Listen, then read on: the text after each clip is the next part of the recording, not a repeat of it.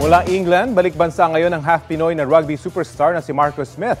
Kasama ang kanyang kapatid at iba pang coaches, libre nilang tinuturuan ang mga batang atleta sa Quezon City. Ang Sports Bites hatid ni Bam Alegre.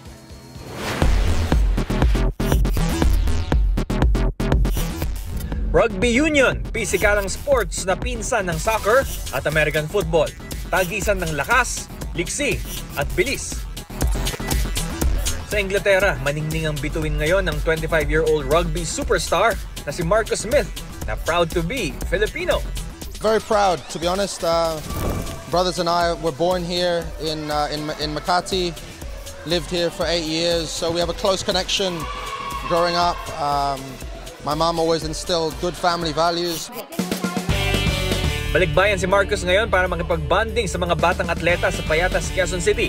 Sa libreng clinic, itinuro niya ang world-class niyang talento bilang fly half ng koponang Harlequins mula sa top-level league na Premiership Rugby. So ngayong umaga, tuturuan tayo ni Marcus ng basic rugby skill. So which skill would it be that you will be teaching us today? I'll just show you a spin pass. So the pass we use of right and left hand, it's just a basic one, like this. You have to get it spinning. So how do I do it? So spin it like that. Yeah, perfect. Yeah, really, yeah, very good. Galing. Ang Payatas Sports Center, safe space para sa mga batang ito na namulat sa pangangalakal para magkaroon sila ng pagkakataon. Isa ang athlete coach na si Ronalyn Lagata sa mga nakaahon mula sa kahirapan sa tulong ng sports.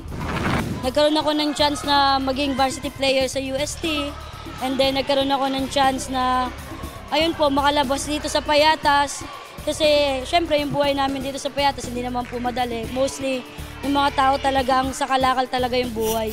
Tag team si Ronalyn at Marcus sa pag-train sa mahigit 30 bata dito sa Payatas Sports Center. Mahalaga para kay Marcus na maibahagi ang disiplina sa sports na nakuha niya rin sa nanay na tubong Cagayan de Oro. Ako nangungurot. Nangungurot and I was really strict to them in terms of their education from the very start.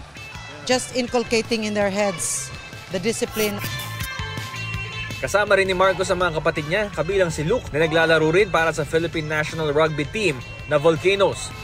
The main thing is just to inspire the young generation in both rugby and soccer.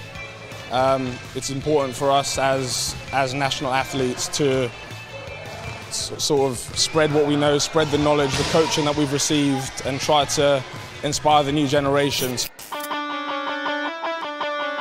Sa tulong ng sports na ibabahagi ng world-class rugby superstar na si Marcus sa mga batang atleta ng Payatas ang isang mahalagang aral. Kapag ibinuhos ang buong puso sa isang dedikasyon, posibleng malayo ang mararating. Bam Alegre nagbabalita para sa GMA Integrated News.